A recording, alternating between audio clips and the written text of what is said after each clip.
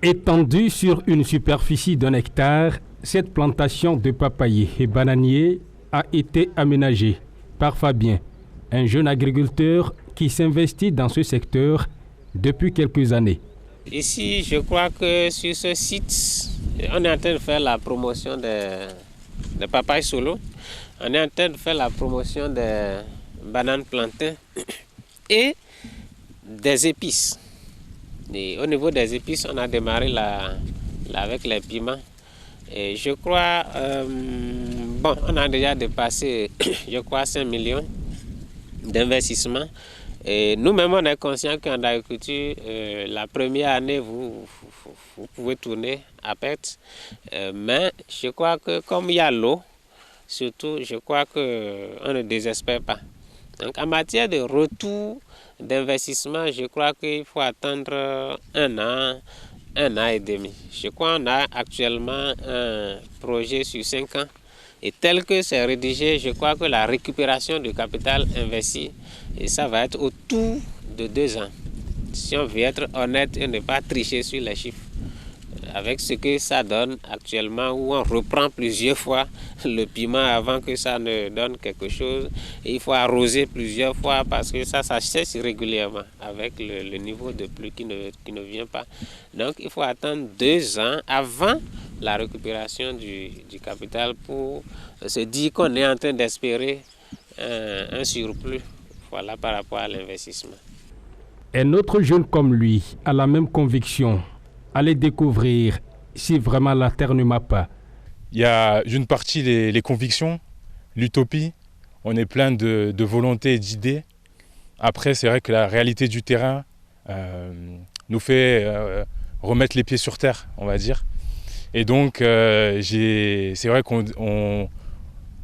de jour en jour, je m'aperçois des difficultés du quotidien en termes d'irrigation des terres, en termes de mécanisation de l'agriculture en général, des outils qui sont mis à disposition, des aides aussi. Et donc, oui, c'est vrai que c'est pas facile au quotidien, mais on apprend et on espère améliorer ça. Depuis quelques années, différents régimes appellent les jeunes à s'investir dans l'agriculture, mais ce n'est pas encore un pari gagné. Selon les acteurs, l'agriculture béninoise a encore du chemin à faire. L'agriculture, on ne va pas se mentir, ça laisse encore à désirer par rapport aux moyens de production. Vous voyez, nous maintenant, quel défi on est en train de relever ici avec la roue, je crois en 2021, pour pouvoir produire suffisamment et nourrir la population. Et quand on va finir de nourrir la population, vendre le reste. Donc, on risque de ne pas avoir de surplus, si on veut être honnête. Donc, si jusqu'à aujourd'hui, plus de 50% des acteurs utilisent encore du matériel non adapté, je crois que notre agriculture, c'est-à-dire, mérite une autre forme de réflexion. Donc, voilà en quelque sorte les goulots à surmonter avant de dire que notre agriculture peut nous nourrir. C'est de ça qu'il s'agit d'abord. Il faut produire suffisamment pour nourrir son peuple. Alors, quand on aurait terminé de nourrir le peuple, c'est qu'on pourra maintenant penser à la production industrielle, c'est-à-dire aller vendre à l'extérieur. Et c'est à ce niveau que se situent les difficultés actuelles de tous les pays africains d'ailleurs. La plupart de ceux que nous avons rencontrés disent ne pas encore bénéficier d'un quelconque appui pour leur projet. Sur mes fonds propres, pour le moment, c'est vrai que je travaille pas ici. Donc avec mon épargne, j'investis, mais sans l'aide de subventions ou de financement extérieur. Béninois de la diaspora, ils sont nombreux cette catégorie de Béninois à vouloir embrasser l'agriculture au pays. Mais les possibilités manquent encore selon eux. Moi, j'ai pu discuter avec beaucoup de personnes qui sont à l'étranger et ils ont envie de faire des choses au pays. Le problème, c'est qu'ils ne savent pas s'ils vont être soutenus par l'État dans ce sens-là, financièrement. On sait qu'à l'étranger, il y a beaucoup d'aide aux jeunes entrepreneurs au niveau fiscal, au niveau financement. Il faudrait qu'on mette ce genre de choses en place. Alors, parce que quand on commence en tant que jeune entrepreneur comme moi, on n'a pas forcément de filet derrière. Ça veut dire qu'on est sur nos fonds propres, mais on ne sait pas si ça va marcher ou pas. Alors, on aurait besoin d'un coup de main pour dire « Ok, on vous accompagne sur une période et puis on va faire en sorte que les choses marchent. » Depuis juillet 2020, le gouvernement du Bénin a mis en place un fonds agricole. Le Fonds national pour le développement agricole, c'est une manne financière de 100 milliards de francs CFA. Depuis la liquidation de la Caisse nationale de crédit agricole, la CNCA, dans les années 80, nous n'avons plus, le Bénin n'a plus un instrument public spécialisé dans le financement agricole. Nous n'en avons plus. Et donc, c'est pour mettre définitivement un thème à ce vide que le gouvernement a décidé de créer le Fonds national de développement agricole, qui est désormais l'instrument public unique en charge de la problématique du financement du secteur agricole. Et pour votre information, aujourd'hui, le territoire béninois est subdivisé en 7 pôles de développement agricole. Et chacun de ces pôles présente une certaine potentialité en termes de filières. Les fonds existent donc. Ils sont informés, mais ils sont nombreux à ne pas tenter la démarche. Et oui, j'ai entendu qu'il y avait des moyens d'accéder au financement, notamment au fonds, le FNDA, qui est doté d'une somme de 100 milliards de francs. Le problème, c'est que on ne sait pas comment on peut vraiment accéder à ces fonds-là. Au Bénin, je crois que quand les mécanismes sont lancés, a priori, c'est comme si on connaît déjà qui a accès et qui n'a pas accès. Et toi-même, tu sais qu'il ne faut pas aller là-bas. C'est leur sous et ils gèrent comme ils veulent, ils rendent compte ou ils ne rendent pas compte. Donc, c'est ça que j'ai dit tout à l'heure, quand la tête des acteurs fonctionne comme ça va être difficile, même celui qui allait prendre là, de venir collaborer avec celui qui n'a pas trouvé. Donc c'est là, j'ai dit, il faut peut-être travailler à renforcer ceux qui sont là. Comme ça, ceux qui veulent entrer maintenant, ils entrent par ceux qui sont installés déjà. Au lieu de créer d'autres entrepreneurs avec une probabilité de résistance qu'on ne connaît pas encore. Ici, au centre maraîcher de Rouilleron, nous sommes 327 maraîchers. Donc quand on a appris ça, on a fait des réunions des AG, des assemblées générales, on a informé tout le monde. On a demandé moins de 35 millions, à peine 32 millions ou moins de 35 millions. On n'a reçu aucun franc, même pas un copec. L'argent est pourtant là, attend les bénéficiaires. Certains en jouissent même déjà selon les responsables du fonds. Le FNDA est opérationnel. Donc ceux qui doutent encore, qui pensent que il y a une... Non. Des acteurs bénéficient déjà, que ce soit les institutions de microfinance, que ce soit les acteurs agricoles ou d'autres, bénéficient déjà des réalisations. Alors, pour ce qui concerne le troisième pilier, c'est-à-dire l'accès aux services financiers, à la date d'aujourd'hui, vous avez une 60aine d'acteurs qui ont été accompagnés par le FNDA. Et en termes de garantie accordée, on est autour de, disons, 2,5 milliards. Quand je dis garantie accordée, ça veut dire en termes de crédit mobilisé sur le terrain, vous êtes autour de près de 5 milliards. Quand je dis 2,5 milliards, ça veut dire que ça fait près de... Vous faites le double puisque nous apportons une garantie de 50% pour la valeur de crédit. Donc ça fait près de 5 milliards. Alors, C'est vrai que notre souhait, c'est d'aller au-delà, parce que la demande est forte.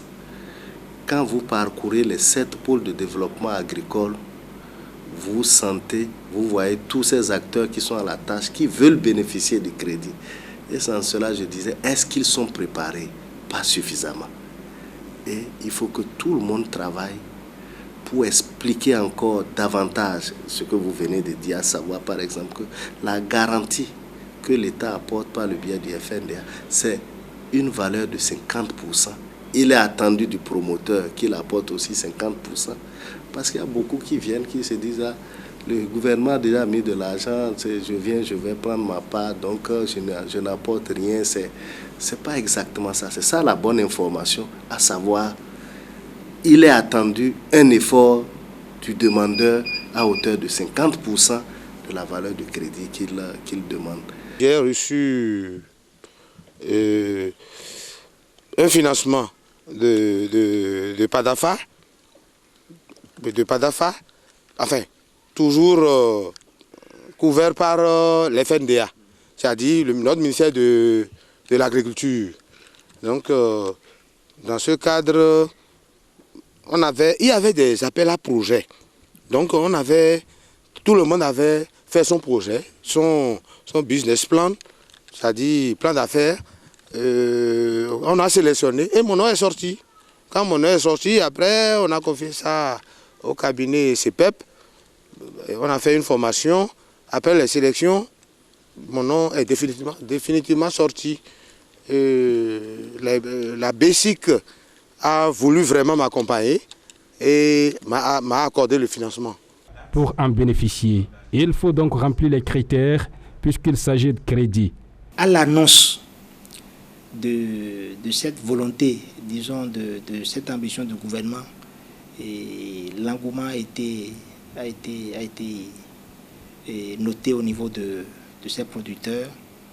Mais malheureusement, pour accéder à ces ressources, comme il s'agit du crédit, ça je rappelle qu'il s'agit du crédit, et ce n'est pas le FNDA qui donne ce crédit, comme il s'agit de crédit, il faut nécessairement une préparation, un certain profil des bénéficiaires pour accéder au crédit.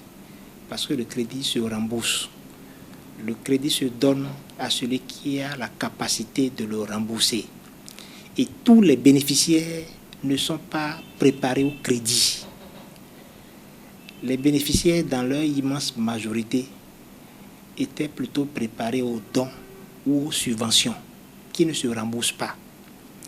Ici, il s'agit de rembourser le crédit avec la facilité que, 1, le taux est suffisamment bas maintenant. C'est une première dans le pays. C'est une première au Bénin. Le taux, quand vous prenez le crédit, si vous êtes au niveau des SFD, c'est du 12%. Au niveau des banques, ça ne dépassera pas 9%. Et lorsque vous êtes porteur d'un projet orienté vers l'investissement ou bien l'acquisition d'équipements, au lieu de payer du 12% au niveau d'un SFD ou bien de 8% au niveau de la banque, vous ne payerez que 2% là, comme taux d'intérêt, vous bénéficiaires. La différence entre ce 2% que vous payez et le taux initialement indiqué, affiché par l'institution financière, est ce que nous appelons la bonification, qui est prise en charge par le gouvernement à travers le FNDA. L'autre facilité de ce crédit, c'est que le gouvernement, pour une première au Bénin, dit à travers le FNDA, enfin l'État à travers le FNDA garantit désormais les prêts aux producteurs agricoles, quels qu'ils soient, à hauteur de 50%. C'est une première. C'est vrai, et dans cet engouement, nous avons entendu certains promoteurs dire qu'ils n'ont pas de garantie. Cela voudrait dire qu'ils veulent que l'État prenne en charge à 100%. Pour l'instant, ce n'est pas encore le cas. Mais nous sommes partis de quelque part, c'est-à-dire de zéro, et nous sommes aujourd'hui à 50%. C'est déjà quelque chose. Avant de passer de l'argent à quelqu'un, on s'assure qu'il a la capacité de rembourser. Et beaucoup d'acteurs, pour nous qui sommes en contact avec les promoteurs, beaucoup de plans d'affaires que nous avons reçus, nous avons fait un travail pour catégoriser. Il y a des plans d'affaires qui sont, on peut dire, trop ambitieux. C'est-à-dire quelqu'un qui a peut-être 10 têtes de chèvre, il veut passer, si on doit évaluer, peut-être si on vend l'unité à 30 000, donc il est autour d'un chiffre d'affaires de 300 000. Mais il veut passer, parce qu'il a entendu FNDA, il veut passer de 300 000 à 30 millions. Est-ce que vous voyez? Lorsqu'on va faire l'évaluation par rapport à 30 millions, il ne serait pas éligible. Mais s'il avait demandé, s'il est à 300 000 et qu'il avait demandé peut-être 600 000 ou 700 000 ou même jusqu'à 1 million, vous voyez, avec ces 300 000, il aurait respecté un ratio de participation de l'emprunteur qui serait autour de 30-35%. Et là, ça rassurerait celui qui veut lui prêter. Parce que ce qui est plus simple lorsque vous voulez passer de l'argent à quelqu'un, c'est que vous vous assurez qu'au moins il a dans le projet que vous voulez financer là, que lui-même met environ le tiers au moins des ressources. Donc, il y a un travail que nous faisons en collaboration avec les ATDA, puisque le FNDA travaille en tandem avec les ATDA. Les ATDA, c'est les Agences territoriales de développement agricole qui administrent, qui sont chargés de l'administration et du développement de chaque pôle de développement agricole institué par le gouvernement. Beaucoup d'agriculteurs disent être conscients de ce qu'il faut remplir les critères, mais la question de garantie les dérange, puisque selon eux, c'est parfois exagéré. Mais dans le projet, on a dit que c'est l'État qui se porte garant, où nous avons trouvé on doit déposer les conventions, le carré et tout ça, sinon que ce n'est pas possible. Tout ce qu'on a fait, ça n'a pas abouti. Le CA nous a promis qu'il va encore fouiller pour voir qui peut intervenir, tout ça. Mais depuis ce jour jusqu'à aujourd'hui, nous sommes toujours là. Et maintenant, nos sentiments, c'est comme si on a utilisé ce projet-là pour faire campagne. Et si ça n'est pas le cas, où les gens veulent salir le nom du président, parce qu'on sait que le président, c'est quelqu'un, un homme d'action. Quand il dit, il le fait. Et quand il a annoncé ça, tout le monde était vraiment enthousiasmé. Il n'y a pas celui-là. Et voici là où nous en sommes. C'est évident que dans notre contexte, cette garantie, on sait qu'ils n'ont presque pas. L'État veut soutenir ceux qui veulent faire un peu d'effort. Et c'est dans ce sens que l'État dit, je prends 50% de la valeur de la garantie qui est demandée au niveau de l'institution à laquelle vous adressez. Vous faites l'effort de réunir les 50% restants pour bénéficier du crédit. C'est facile de se présenter pour dire je n'ai rien, je ne fais aucun effort. Personne ne vous prendra au sérieux. Il faut faire cet effort et bénéficier de ces crédits, de cet accompagnement. Évidemment, nous en tant qu'institution, on travaille avec nos partenaires qui sont les prestataires de services financiers pour les amener dans un premier temps à mieux comprendre le secteur, à savoir les réalités, et on échange avec eux pour voir un peu toutes les exigences, comment on peut les rendre compatibles un peu avec les réalités du secteur agricole. Mais ce ne serait pas intéressant de dire que tout promoteur qui ne peut exhiber rien forcément pourra bénéficier. Ça, ce serait un mensonge. Il faut qu'il se prépare à avoir au moins, quand il demande quelque chose, à avoir au moins 50% en termes de garantie exigée par la banque ou le système financier décentralisé pour bénéficier des 50% que le FNDA met à la disposition. Le FNDA travaille avec ses partenaires que sont les banques et les systèmes financiers décentralisés pour améliorer un peu l'accueil, pour l'explication, ainsi de suite. Nous avons négocié des taux d'intérêt préférentiels pour les acteurs agricoles. Et déjà au niveau des banques il est d'un chiffre, maximum 9%. Au niveau des SFD, maximum 12%. Donc, alors qu'auparavant, vous avez des institutions de microfinance qui faisaient du 24%, du 19%, plus de 20%. Donc, avec notre partenariat, ces institutions accordent des crédits. Donc, on a accepté d'accompagner le gouvernement en réduisant, en améliorant et en assouplissant les conditions qu'il fixait pour l'obtention des crédits à leur niveau. La mise en place du Fonds national pour le développement agricole est une matérialisation de la volonté du gouvernement à révolutionner ce secteur, à en croire les responsables de ce fonds. Donc tutoyer la mécanisation de l'agriculture et échanger son visage au Bénin.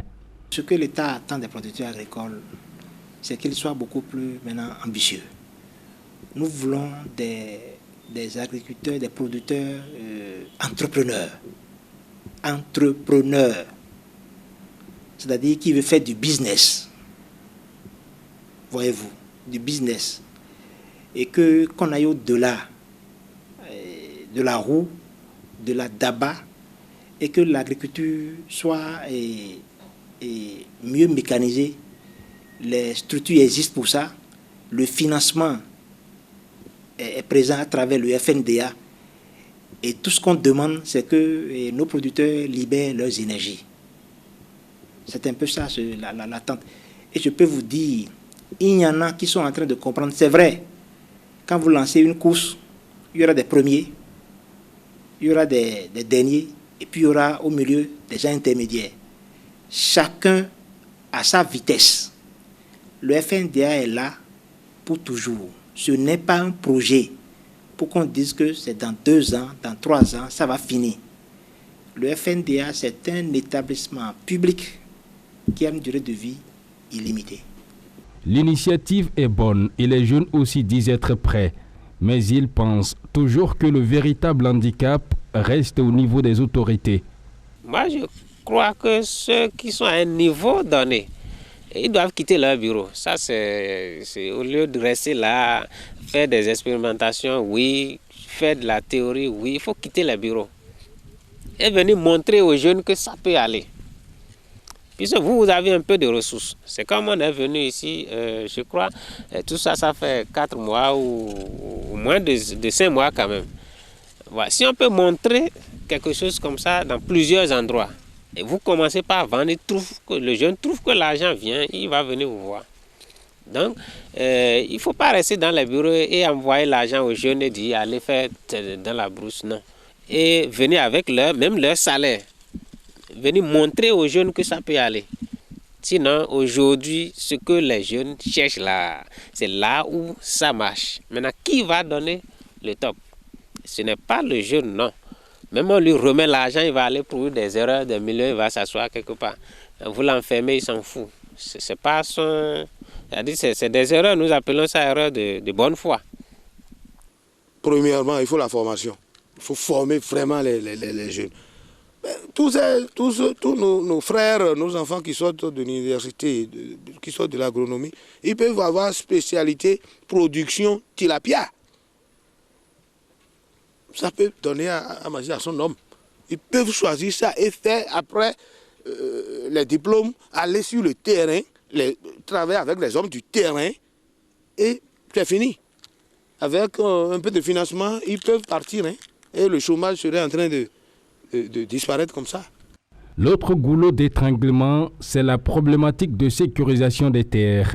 Les conflits domaniaux ne tranquillisent pas les agriculteurs en vue d'un investissement massif. On vient d'un site de 3 hectares avant de venir ici. On était sur un site de 3 hectares en location. Un matin seulement, l'enfant du propriétaire dit non, que c'est là, lui veut rester. Donc on était obligé de quitter sans délai. Et ce qui a été bizarre, c'est qu'il est venu détruire tout ce qu'on a fait. Et il dit de le convoquer là où on veut. Bon, nous, on s'est dit, pas question de dépenser encore au niveau des avocats. Puisque quelqu'un qui dit ça, c'est qu'il a déjà les maîtres, les quoi qui vont. Donc on s'est dit, on se replie, on essaye d'acheter quelque chose maintenant.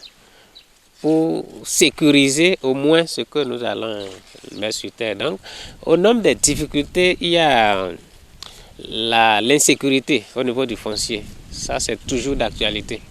À tout moment, on peut venir vous foutre en l'air. Alors, le deuxième niveau, c'est l'accès à l'information. L'accès à l'information.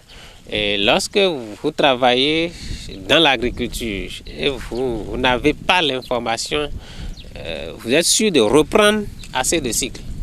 Vous êtes sûr de reprendre assez de cycles. Or, il y a en agriculture, quand vous reprenez, c'est toute une saison qui reprend pratiquement. C'est pas comme en quincaillerie où vous rattrapez sur 6 mois. Non, non, vous cognez avec des papayers, c'est que vous devez reprendre la plantation, peut-être les pépinières encore et tout ça. Donc il faut attendre 6 mois, 9, voire 1 an avant de vous retrouver. Donc il y a l'accès à l'information qui pose problème. Il y a le niveau, tel que j'ai dit tout à l'heure, de collaboration entre les acteurs. Ceux qui sont chargés de faire des recherches, qu'est-ce qu'ils sont en train de trouver là-bas? Et ceux qui sont en train de souffrir à la terre, ils sèment, ils reprennent, les rendements ne s'améliorent pas.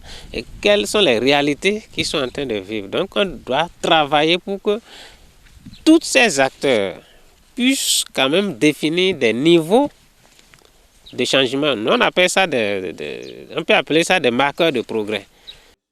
Malgré la mise à disposition de ce fonds, l'agriculture béninoise pourra prospérer et dépasser la barre d'une agriculture domestique à une agriculture exportable. La question subsiste encore.